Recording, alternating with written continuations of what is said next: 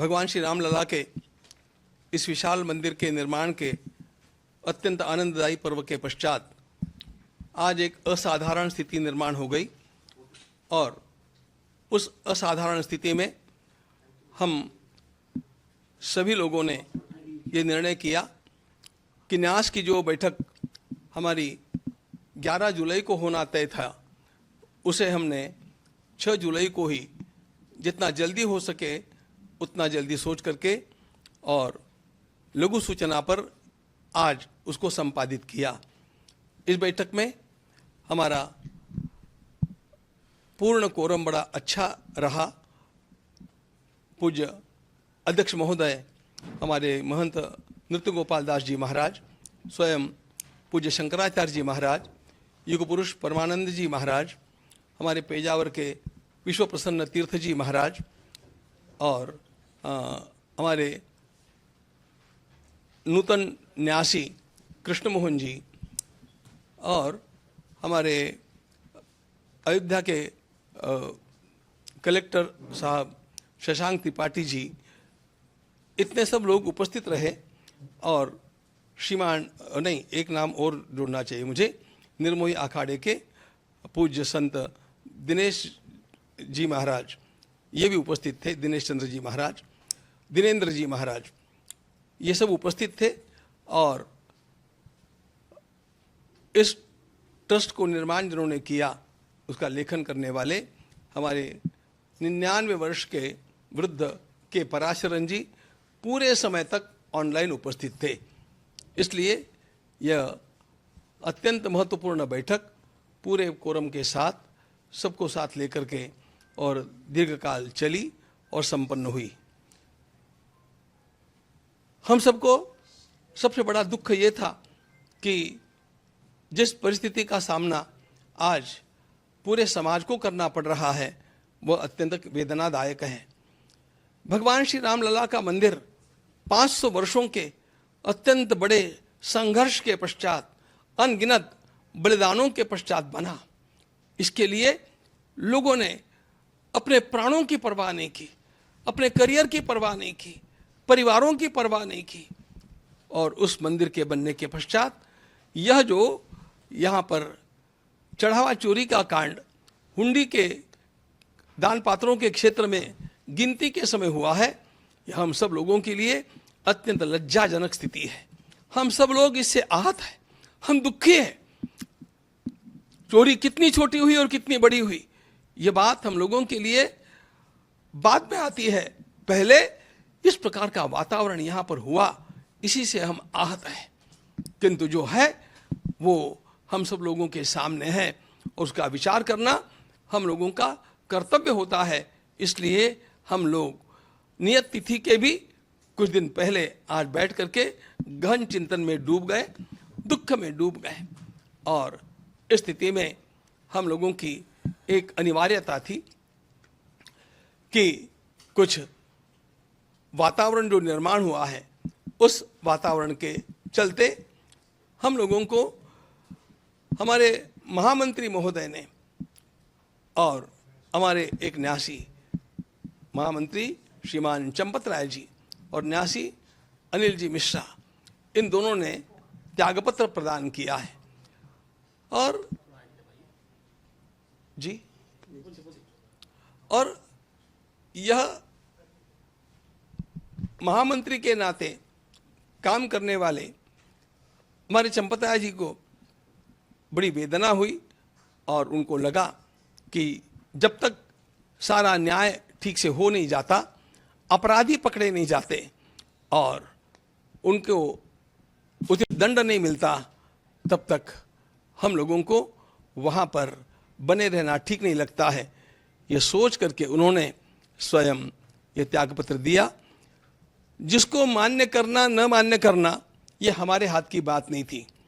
के पराशरन जी ने एक बड़ा सुंदर मुद्दा सामने लाया कि संविधान के अनुसार, इस न्यास के बने हुए कॉन्स्टिट्यूशन संविधान के अनुसार त्यागपत्र देते ही वह स्वीकृत माना जाता है और इसलिए हम लोगों के पास अन्य कोई चारा ही नहीं था।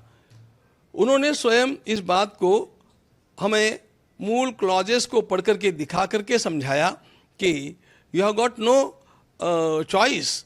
जब ये त्यागपत्र दे दिया है तो आपको उसको स्वीकार करना अस्वीकार करना ये बात आपके हाथ में नहीं है।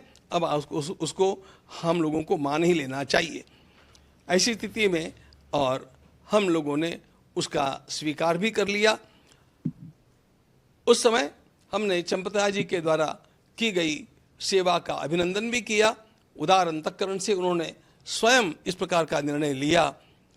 उन्होंने राम मंदिर के निर्माण के लिए इतने वर्षों तक आरंभ से लेकर जब यहाँ पर इस प्रकार की कोई हलचल भी नहीं थी तब से लेकर के आज तक का कार्य उन्होंने किया है। उनके सारे कार्य का सम्मान करते हुए और फिर भी उन्होंने जो उदारता दिखाई है इस परिस्थिति में उसका सम्मान करते हुए हम लोगों ने उसको स्वीकार किया है।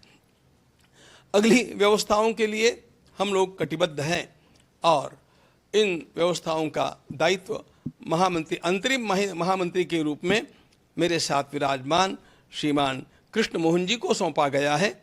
वे अपने साथ कुछ साथियों को स्वयं चुन करके और उनके साथ मिलकर के इस काम का निष्पादन करेंगे और उनका ज्ञान और उनकी पार्श्वभूमि और उनका स्वच्छ दृष्टिकोण इसको देखते हुए हमारा विश्वास है कि वे इन सारे कामों को अत्यंत कुशलता के साथ संपादित करके रहेंगे। हम लोगों को आप लोगों के सामने यह भी बात बतलानी है कि प्रसार माध्यमों में जो कुछ बड़ा बड़ा हवा सामने खड़ा करके कहा जा रहा है वह कितना सत्य है इसको समाज को जानना चाहिए। झूठ मूठ की अनेक बातें अनर्गल प्रलाप करते हुए अनेक प्रसार माध्यम हम लोगों के सामने रखते हैं और झूठ का प्रचार करते हैं। इस बात से समाज को सावधान हम करना चाहते हैं। हमें कहा जाता है कि वहाँ पर केवल दान पात्रों में चोरी नहीं हुई तो अनेक अच्छे अच्छे पदार्थ जो दिए गए, अनेक वस्तुएं जो प्रदान की गई वे भी कहाँ गुल हो गई, वे कहाँ चली गई। उन सारी वस्तुओं का रजिस्टर हम लोगों ने आपके सामने आपको दिखाने के लिए लाया है। हम आपको दिखाएंगे और वे सारी वस्तुएं जिनका वर्णन आता है वो रामायण की पुस्तक कहाँ है और वो हमारे काकभूषुंडी जी महाराज कहाँ हैं, वो गले का हार कहाँ है और वो पादुकाएं कहाँ है, इन सब को हम आज आपके सामने यहाँ पर रख करके दिखाने वाले हैं। और उसके साथ साथ ये भी बतलाना चाहते हैं कि इस प्रकार की 2800 वस्तुओं का रजिस्टर हम लोगों के पास उपलब्ध है और वे सारी वस्तुएं सुरक्षित हैं। ये 5 तो जिनकी चर्चा चली है वो आपको नमूने के लिए रूप में दिखाने के लिए हम लाए हैं, अभी आपको दिखाएंगे। लेकिन इन सब बातों को दृष्टिगत रखते हुए हम अब आगे जो काम करने वाले हैं वह काम इस प्रकार का होगा कि कहीं पर भी किसी को 1% भी कहीं दोष निकालने की क्षमता न रहे। इतना शुद्ध काम करके दिखाने के लिए हमारा यह न्यास अब कटिबद्ध है और इसके लिए कुछ विशेष अधिकारियों की नियुक्ति करने हेतु भी हम लोगों ने एक छोटी समिति गठित की है और उस प्रकार से इस काम को आगे बढ़ाते रहेंगे। फिर 22 तारीख को हम मिल रहे हैं, उस तक हम लोगों का और भी एक महत्वपूर्ण पड़ाव पूरा हुआ होगा। हम समझते हैं कि तब तक एसआईटी की फाइनल रिपोर्ट हमारे सामने आ जाएगी, तो इन सब का विचार करने के लिए और कुछ न्यासियों की नियुक्ति करने के लिए फिर 22 तारीख को हम लोग मिल रहे हैं और उसके समय भी आप लोगों के साथ और मिलकर के बात करेंगे। एक बात हम निश्चित रूप से बतलाना चाहते हैं कि चोरी तो चोरी है और उसमें उसकी जो तलाश करनी है वह एसआईटी कर रही है, शासन का वह काम है। हम लोगों का भी आग्रह है कि इस प्रकार के जो अपराधी हैं उनको पकड़ा जाए और भी कोई छिपे अपराधी होंगे उनको खोजा जाए और उनको अपराध का दंड जैसा मिलना चाहिए वैसा मिलना ही चाहिए, इसके हम आग्रही हैं।